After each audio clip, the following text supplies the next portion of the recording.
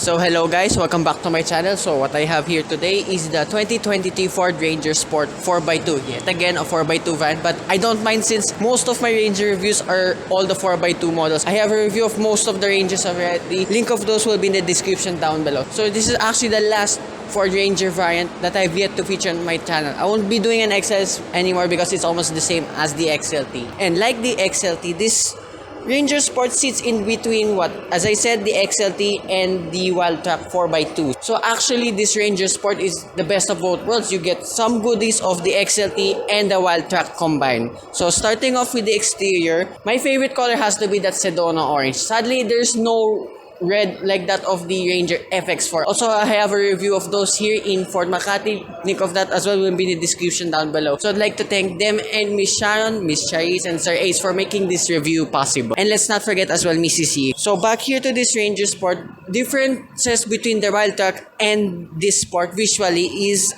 actually this chin right here. So if you get this in this meteor gray color, so it actually matches the front chin here now. So it kind of looks like more of a Wildtrak now than that of a Sport itself. So as well, unique to the Ranger Sport variant, you have 18-inch wheels and tires like the Ranger Wildtrak. But unlike that, this has better looking wheels in my opinion. But unlike the Ranger Wildtrak 4x2, you only get rear drum brakes, which is actually the same as the XLT variant. So as well, like the Wildtrak, the turbo vent here on the side is also blacked out. And like all the Ranger variants, except for the XL, the base model, you get a side step right here. And like, again, all the Rangers, you have two tow hitches here in front, and the ground clearance is exactly the same. It is 234 millimeters. Unlike now the Ranger Wildtrak, the Ranger Sport does not have roof rails. And now here at the rear of the Ranger Sport, very similar to most of the Ranger variants, but like all the Ranger variants, you still get the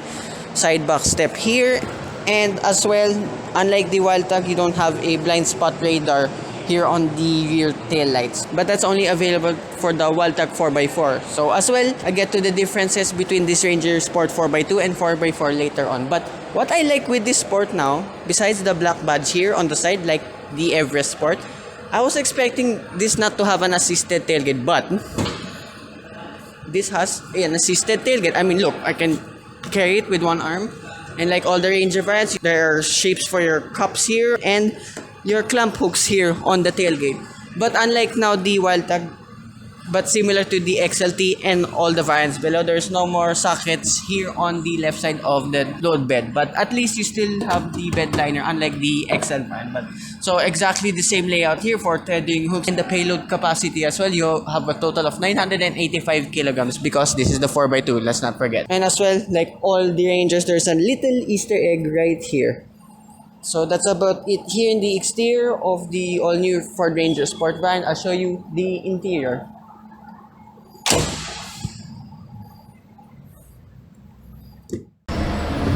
So now this is the interior of the Ford Ranger Sport, and like all the Ford Rangers, solid as ever. So here now in the interior, it's exactly the same like in the XLT because this has the 8-inch digital instrument cluster and the 10-inch infotainment system. To be honest, I'm a bit spoiled with the 12-inch of the Wildtrak because I found that really helpful.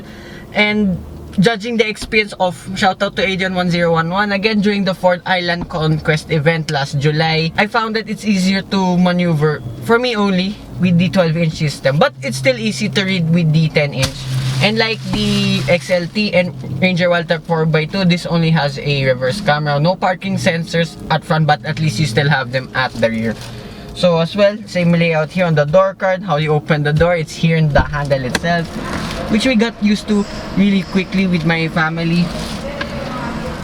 And you have two cup holders and cubby spaces on each side of the door, and my water jug fits on either side. And as well here, same layout on the left side with this tall air conditioning vent with the little cubby space, and below that all of your light controls are down here along with another cubby space. Won't fit my phone though. So here in the steering wheel, yeah, it's hard, it's girthy, similar now with the XLT. It's not the soft leather unlike the Wildtrak, So you have your cruise control functions on the left side, and on the right side you have your digital instrument cluster adjustments, and for your phone connectivity in the infotainment system. Everything's the same here, along with the gloss black spoke here underneath the steering wheel. So as well here now in the center console, again the 10-inch infotainment system, exactly the same layout as well. Like all the Rangers, you have your safety reminders here on top of the dashboard.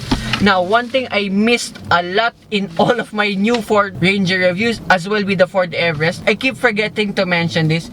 Here on your rear view mirror, there's actually a USB port here on the right side. And what's cool with that, they are available on all Ranger variants. So actually, why do you need a USB port up here on the rear view mirror? That's actually in case you want to put a dash cam. That's another plus point for a Ranger. So getting ever closer to getting a Walkaround 4x2. So here in the center console is exactly the same like in the XLT 4x2. But I've seen the Ranger Sport 4x4 now. Differences only here up front. It doesn't have the shift by wire knob now for your drive modes, for the two-wheel drive, for high and for low modes. So this one's just a blank copy space, but you still have a USB-C port and USB port, wireless charging pad.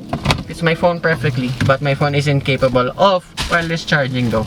So here in your gear lever, exactly the same with your manual mode, plus minus beside the gear lever itself. As well, again, you have two cup holders, fits my water jug perfectly as well. Unlike the Walkaround 4x2, you have a manual handbrake now, surprisingly. Dashboard, there's an extra open storage here, and then glove box. Like all of the Ranger variants, is exactly the same. It's pretty decent. Your center console box, this one's plastic now, open it up.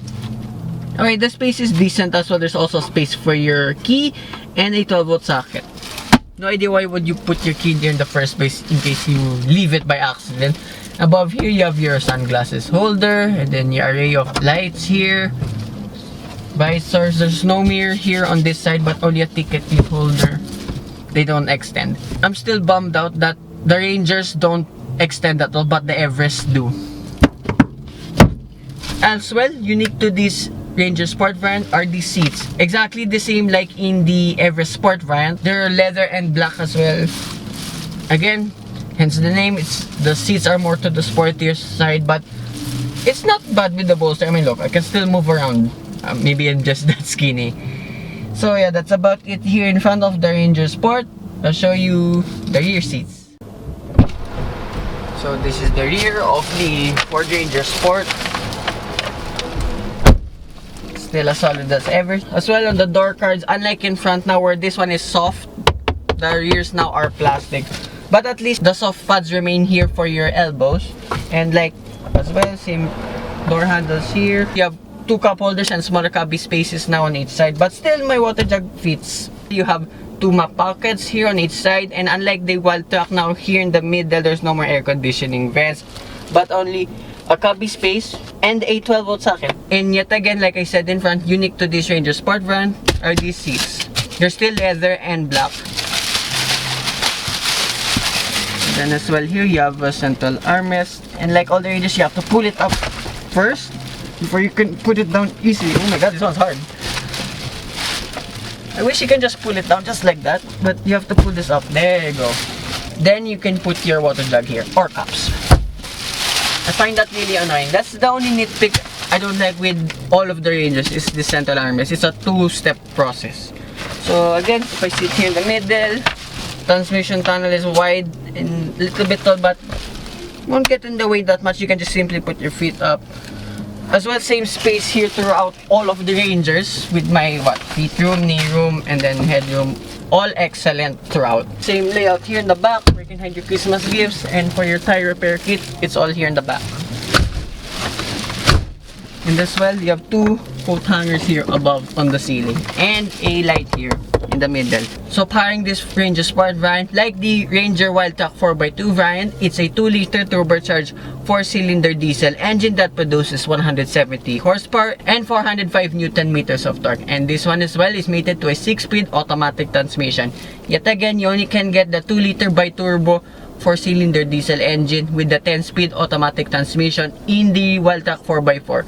So if you get the Ranger Sport 4x4, you will still get the same engine as this, the single turbo only with the 6-speed. And I won't be driving this anymore, sadly, because I know it will be exactly the same like in the XLT and Walkaround 4x2 models. So this is what's interesting now with this pricing of the Ranger Sport. So for this 4x2 model, this one costs 1,474,000 pesos. That's actually 100,000 pesos more than the XLT 4x2. But if you want to get the Ranger Sport 4x4 now, that will cost you 1,594,000 pesos. 120,000 pesos more than this 4x2 model. Interesting enough now, the Ranger Sport 4x4 cost 25,000 pesos more than the Ranger Wildtrak 4x2 model.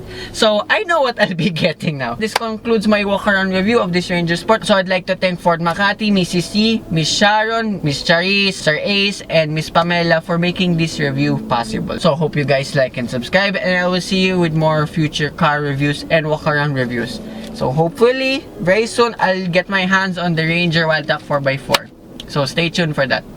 Bye-bye.